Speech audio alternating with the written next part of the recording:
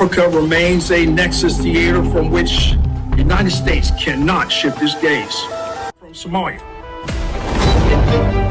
Donald Trump has announced the U.S. has carried out an airstrike on Somalia. With new U.S. military strikes overseas, President Trump says the U.S. conducted airstrikes against ISIS operatives. Says these strikes were targeted at a senior ISIS attack planner. The global security landscape underwent a significant shift following the 2019 territorial defeat of the Islamic State in Baghouz, Syria.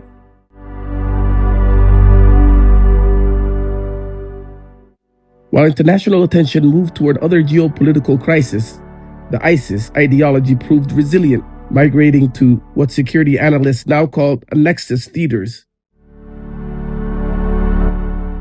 Foremost among these is the Miskad mountain range in the semi-autonomous region of Puntland, Somalia. This remote, sparsely inhabited terrain has transitioned from a local hideout into a pivotal base for the group's global jihadist network. Since its founding in 2015, the ISIS affiliate in Somalia has sought to establish itself a critical wilaya, or province, within the global structure. Initially overshadowed by a more established Al-Shabaab, the group survived by leveraging the strategic isolation of Badi district.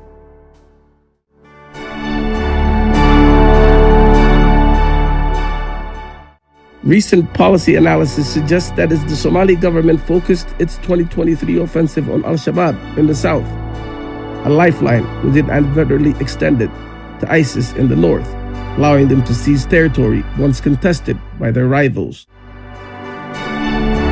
Under the leadership of Abdulqadir Mumin, a significant figure in the global network once active in London's religious circles, the group has rebranded Somalia as the land of migration and support, Ardul Hijra wal Madad. This ISIS newsletter I think is particularly interesting because it's an editorial, so you get an insight into what they're thinking and how they're behaving, and its title is enough. Somalia, the land of migration and aid. In a different world, that could be a UN letter. In fact, it's to ISIS recruits, to the ISIS followers, and they're citing Somalia as the area where you should come to. This propaganda strategy intentionally mirrors the historical narratives used to frame previous expansions in Iraq and Syria, aiming to attract foreign fighters through the promise of a tamkeen, or divinely sanctioned empowerment. Come over, there's lots of aid here, we'll help you, we can build, we can recruit, come and join us. This is jihad. The sophistication of this mountain stronghold has challenged conventional counterterrorism assumptions. Puntland forces, through Operation Hila, have uncovered extensive underground complexes the size of small villages. These are not mere shelters, they're industrial hubs equipped with solar-rigged electricity, medical facility, and advanced weapons workshops. Intelligence reveals that the group has mastered the modification of commercial competition drones, outfitting them with laptop batteries and new rotors to carry RPG payloads and mortar rounds. Perhaps more critical than their physical weaponry is their financial infrastructure. ISIS Somalia has emerged as a global financial nerve center, utilizing a decentralized system of extortion, local mobile money, and cryptocurrency to move millions of dollars.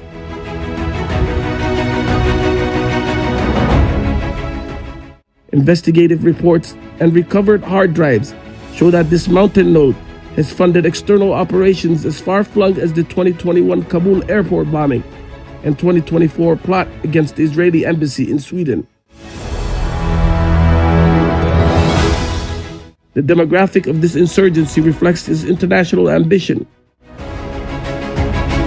Of the estimated 600 extremists killed by Puntland forces in recent years, the vast majority were foreign fighters from over 20 nations, including Germany, Canada, Ethiopia, and Yemen. This influx is supported by what intelligence suggests is bargaining cooperation across the Gulf of Aden with the Houthi militants in Yemen facilitating the movement of weapons and personnel through vital maritime corridors. Despite the reported seizure of 50 outposts and the deaths of hundreds of fighters by June 25, 2025, the threat remains persistent.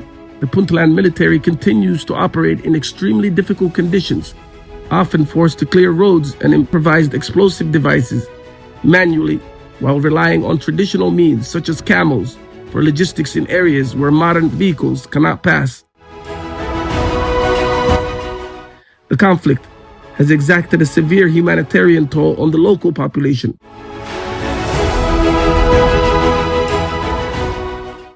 Over 19,000 families have been displaced to the port city of Bosaso, reporting systemic cruelty, including the seizure of livestock and the kidnapping of children.